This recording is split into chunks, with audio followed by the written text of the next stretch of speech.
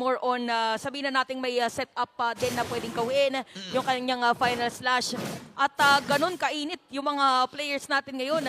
Sinunout ni Doming si Jom para hindi niya makuha yung minion na isa. Naku, ayaw paglaruin. Ayaw paglaruin ni Doming itong si Jom. Yung catapult or yung siege minion hindi naaabutan. And Smart Omega will take his first turtle. At si Grak nun, sumisilip-silip na naman doon sa purple buff. Pero as compared dun sa game 1 and 2, mas mabagal na laro ang pinapakita ng Omega at ng Aurora. Parang mas kalmado sila ngayon. Siguro hiningal din sila kanina dun sa game number 2 kasi sobrang intense nung naging palitan nila. And may kita natin ngayon na sa may top lane na siguro si Doming naramdaman niya parang ang tapang ngayon ni Jom. Okay. Compared kanina nung sinuzone out ko siya. Ayun, yung Ayun, Infinix handcam. Easy-easy lang, no? Pag ganyan-ganyan lang muna. Kasi, again, may mga, actually, pagka nakakita ka ng mga handcam, may kita mo yung mga mannerism nila, di ba? Yung mga pindot-pindot ng shop. Ayan, tingin sa scroll sa minimap. Minsan sa attributes, di ba, dun sa may, sa may right side, di ba, Ay, yung oo, pinipindot-pindot oo. na attributes, di ba? So, ngayon, may kita natin, naka-azure blade na rin itong si Jom. So, nagre-ready siya para sa mga initial items. Magkakakitaan si Chuck at si Ready J. Nandun din yung Ring of Punishment mula dito kay The Hitman.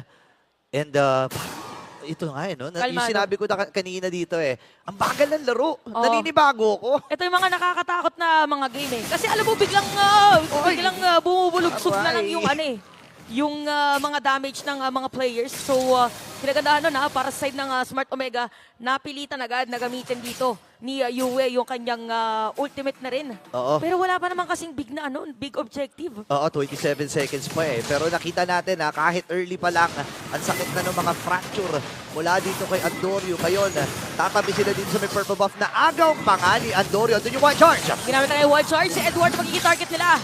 Napalapit pa doon ng missiles. Flicker, At ay! sakto yung flicker. Tapos last insanity para kay Ryota. Umaalis ngayon ng mga players ng Aurora. Lamang ngayon ang Omega at sakto magkakaroon na rin ng turtle. Grabe yung reflexes ni Atoy Ardo, no? Right after ng flicker, isinabay niya bago sumabog yung last insanity. And dito mo masasabi at dito natin makikita no, yung expertise and yung mastery ni Ryota dito sa X-Board. Kasi alam ko, isa to sa mga favorite hero din talaga ni Atoy Ar. Oo nga pala, hindi na itatag ang Atoy Army kung hindi kasama ang X-Borg dun sa mga bit-bit niyang hero. Oo nga, no? Dami actually natin makikita dito, no? Pero so far, hindi pa naman ganun kalaki ang kalamangan ng Smart Omega. Pero may hamulang nagaganap! Nakakalmot dito si Chaknu. So, muna tayo, mag-aabang lang tayo saglit para sa ating game. But so far, lamang pa rin dito ang Smart Omega. Good thing naman, para dito sa side ng Aurora ay gumagawa sila ng counterplay at tinatry na pantayin yung laban. Yeah, and kanina napansin ko rin, no, na naka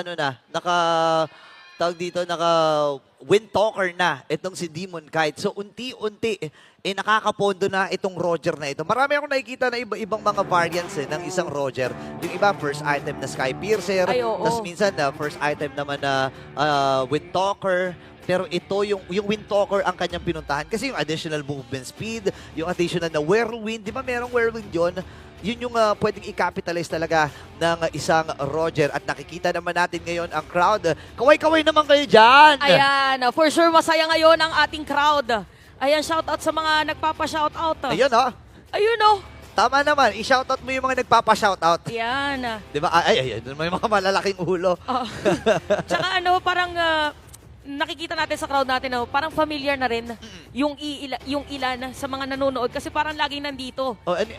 Yung isa camera yung isa Nakakamera po. yung isa. Nakakamera, hindi namin makita. Makita, Ayan. Shoutout po sa lahat ng mga nandito ngayon. Si Green Sun Hotel. And kanina may fancy laban. Nakita mo ba dyan sa may bandang likod? Yun doon sa may likod na area, may mga nag-ML din doon. Sino nga yung yung huli kong check sa standings, parang nangunguna yung Auroras. Ewan ko after ng week na to. Ay, oo nga. Ayan, si Coach Daki na ang nagbitaw. Thank you, Coach Dax. Thank you, Coach Dax. At ngayon ay 4 minutes and 48 seconds. Aabangan na lang natin kung kailan ang next na sigalot. Kailan ang next na harapan ng Smart Omega at ng Aurora. Wala na rin mga energy shield para dito sa mga tore natin. So, hindi super na-maximize actually na magkabilang koponan. Kaya nga, bagalin, naninibago ko Oo nga, ay parang ano to apat na miyembro ng Aurora yun nandito, if ever na may sumilip from Omega. Alam yata, naramdaman din ng barangay. Teka lang, wait a minute. Bakit wala yung mga players ng Aurora? At masakit na si Kuya Ryota. Sakit na, nasusunog. Yung true damage, hindi kinakaya ni Kuya Rene J dito. Ngayon, si Jom, nakasilip lamang din. Nandun yung final slash Edward. Ay, nagpalit na ba sila dito? Oh. Okay, so nandito, ginamit Godzilla. ni Godzilla. Ay! Walang tatamaan yung untog doon. Pero sakit ang damage na nga dito ni Ryota, so wala pa rin casualty. Testing lang. Kuya Burrito, nag-check lang, face check.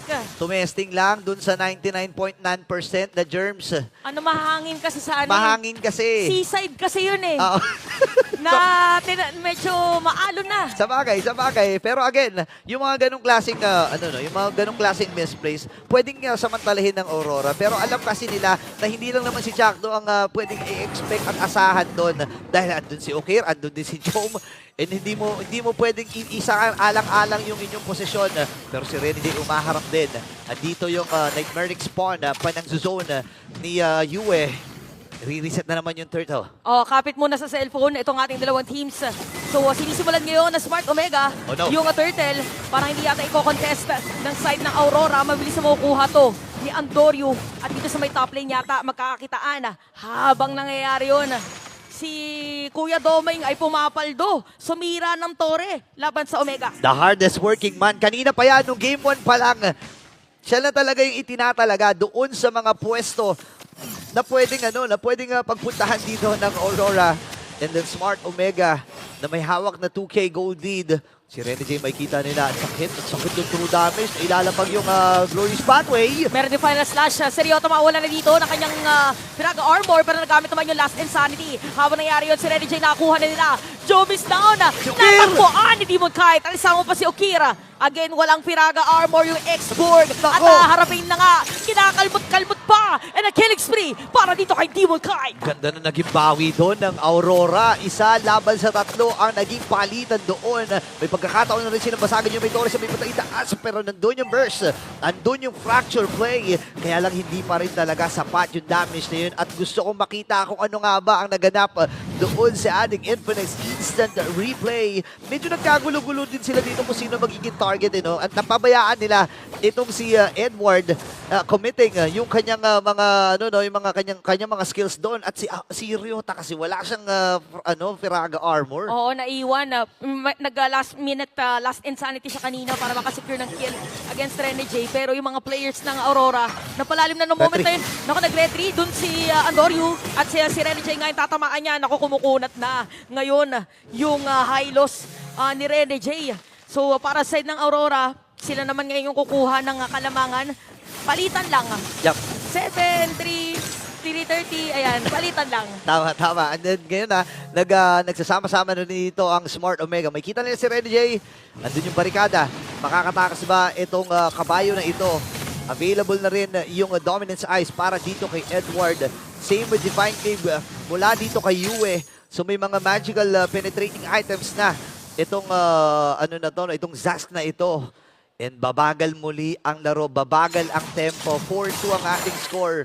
Kanina nung games 1 and 2, yung mga 9-minute mark na ganito, nasa 20 na in total yung mga kills di ba? Tsaka yung konting salubong lang para dito sa dalawang teams natin kanina, bigay agad lahat Yup. Bigay todo agad Probably dito sa ating Lord. So habang nangyayari yung kanina, nag-build pala si Andorio na kanyang Skypiercer. So pantay naman. Okay lamang dito yung Aurora pagsisira ng Torre. So nakasira din nga pala sila dun sa may bottom lane kanina na ginawa ni Domeng. Oo. So matagal pa yata, Burrito, yung pagkuha ng Lord. Yeah, maliit na rin yung buhay ng Torre dun sa may bandang gitna. Actually, pwedeng i-force ito ng Smart Omega. Pero alam kasi nila yung kakayahan ng Aurora. At may mga nakabantay. Parang nararamdaman na naman. Alam ni Kuya Domeng. Alam ni Domeng Sabi niya, ata. no. Parang familiar to sa akin. Naalala ko yung mga ganitong klaseng play ni Domeng. Di ba? Yung mga ultra instinct. Ayan, oo. Alam niya. Alam niya. Oo, kasi sabi dito nila Rene J tsaka nung Aurora, wala dito yung dalawang players ng Omega. Kinol na. Oo, sinisimulan na ngayon at pinipilit kuhanin. Ay hindi, parang binibait lang din. Ibibait lang? Sabi siguro ni Doming, teka, hindi ko nakikita yung dalawang player ng side ng Omega. Okay, napafracture na rin itong si Andorio. Reset na naman mula dito sa Aurora. Grabe si Doming. Oo. Hindi lang hardest working man, most patient man din dito sa laban na ito. At magkakaroon tayo ng konting pause. May hihinga muna. Hihinga muna. Kami rin, hihinga rin muna tayo kami. lahat. Oo. Hinga muna tayong lahat dito. Again, this is game number 3 at ang star match ng week at number 2. Oy, shoutout daw kay Glenn kung Kay sino ka man. Glenn, tsaka happy birthday din daw kay Pompey. Oo, happy birthday pala, Boss Pompey. Tsaka happy birthday din dun sa, ano pangalan nun? Si Nico. Sino ba? Hindi, ko nga alam kung yung sino kid. iba pa birthday. Yung kid kanina. Oo. Oo, Yung Mara. may 3,000 Oo, diamond. Diamonds. Ayun, shoutout po. And again, sa mga fans, sa mga Auroras, at sa mga kabarangay, shoutout po sa inyo. Ayan, oh. Ay, abot po. Kaya yan. Abot po, Kaya abot. mo yan, boss. Ay, ano Ay. yan? Win streak ba? Ayoko na. Ay, ano? Defeat? Defeat ba? Ay, lose streak. Ay, Ay. okay lang pala. Okay lang. Hindi po kayo nag-iisa, huwag kayo mag-alala. Tama. And again, hindi nag-iisa itong mga tropa natin dito sa part ng mga Auroras. And again, makikita natin na talagang masaya sila na nakikita ito. Alam mo, bilang isang fan, gusto mo talaga yung mga ganito, yung mga nag-game 3. Yung mga intense. Yeah, oo. Oo, nakipaglaban ka na doon sa fancy cluban sa labas. Tapos kakaibang siklaban pa ng mga teams. Ayun, may natutulog pa nga tropa doon, no? Sige, ilabas nyo yung mga natutulog yung tropa, basta safe. Ay, hindi Ayan. namin makita. Shout out to my kuya naman. Kuya naman. Binabasa. Joke lang.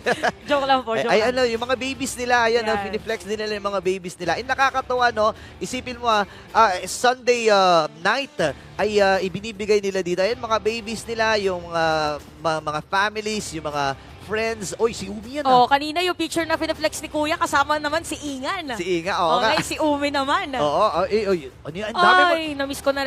Shoutout sa mga fur moms and fur dads. Ay, oo nga. Eto ayan na! Eto na. What the? Hindi yan si Coach Daki, ha? Para lang sure. Si Kuya Seth yan. Shoutout kay Kuya Seth. At ngayon, 10-minute mark. And ang Smart Omega, sinisimulan lang. Nandun pa rin. Grabe naman. Nandito na yung dati si Yeli Hayes ang ating pinaka-patient na player. Ngayon, 3 na sila, 4 na sila. Ayaw talaga Si pumalaw. Domeng din. Pag magkamali ka na lang ng pindot, kung ikaw si Chaklu, tsaka si Jom sa taas, mahihit mo yung minion, marireveal na nandun sila eh. Oo. Actually, kailangan mo nga mag-TP-TP dyan eh. Kasi, Para baka tumuloy eh. oo, baka sabihan kang AFK. Di ba may mga ganun? Oo, tapos mag-auto TP out talaga. Yung kalaban, Uy. o yung hero mo, si Rene Jagon, ginamit tayo kanyang revitalize. Si Ryota mawala na Firaga Armor. At yung 3 dun sa taas. Sama kami sa party! Maaabutan ba nila yung party dito? Glorious Pathway, naku, walang tao. Ay, naku. Dun sa bandang yun. Sila Meron naman. din sariling Glorious Pathway, mala X na play. Para dito sa ating mga players at nagkakitaan. Nagkasalubungan. Napakagandang final slash. Para dito kay Edward. Walang pag-sustain dito sa Omega, mawalan na immortality si Ryota. Okay, pero meron pa rin Pilaga, kaya natuto namin nakakasindi dito Domeng. Nakakuha na ng kill si Domeng. The next standard, ika nga nila. Hindi pa rin namamatay itong si Domeng. Sasalubungin nila si Chaka. Mamba, the Grok no, pero parang i-give Ay! up na ata. Uy, si Andorio ha. Wala pa daw, walang give up, pero wala na silang choice. Kundi makuha ng Aurora itong Lord na ito. Grabe yung play na ipinakita doon ng Aurora. Grabe yung depensa nila, no? Kahit nagkalikuan ng Glorious Pathway, na-force din kasi nila yung Firaga Armor ni Ryota. Yeah, ibang klase talaga, no? And again, yung presence of mind ng mga members dito ng Aurora, lalo na yung initiation mula dito kay Edward, that flicker final slash Oo nga na pala. nakuha yung 4 ng members dito ng Smart Omega. Sabi nila kasi nagkakapaan lang eh. Kumbaga sa mga cowboy, nag-ano lang, kumbaga nagtitindigan lang sila kung sino unang bubunot ng baril. Sige. Oo, timing is the key para dito side ng Aurora. Ilan nga yung tinamaan niya? 4? 5. Ayun lang! Ayun lang! Binibilang pa lang natin. 3 pala yung makakasulubong ni Andorio dun sa taas at sumakto pa na merong Lord na bitbit ang Aurora dito. Laban sa Omega, sira na rin yung Torre dito sa may itaas. Mukhang dediretso na rin yung nasa gitna. First Lord pa lang to, pero nasiraan na ng inhibitor turret ang Omega. Grabe, nahihirapan sila dito. And si Endorio, isa sa mga main damage dealer ng Smart Omega, ay wala pa rin. 15 seconds para sa kanya. Dominator si Seth, gagamitin. Ang sakit! Ang sakit ng damage. Kasama pa nila yung Lord dito, ha? At dediretsohin na nga dito sa may bandang ibaba. Last Insanity ginamit na ni Ryota. Tapos Pero ba? si Rene J ang sasalo lahat ng mga damage niya. At look at Doming! Tapos ata! Look at Doming! Isa, dalawa, tatlo! Aurora! Para sa seryeng ito! Look at that celebration, ladies and gentlemen. Napatayo na rin si The Hitman. What a series! Grabe! Grabe! Week 2 pa lang, Borito. Pero parang babalentwang yung mga standings natin. Ha? Week 2 pa lang pala? Week 2 pa lang, ganito naka-intense yung mga teams. Ibang klase. Akala ko nga playoffs na eh. Week 2 pa lang pala. Okay. Again, binigay ng Smart Omega yung puso nila doon. Nasimulan ng 4-man final slash mula kay Edward. Nakuha yung momentum at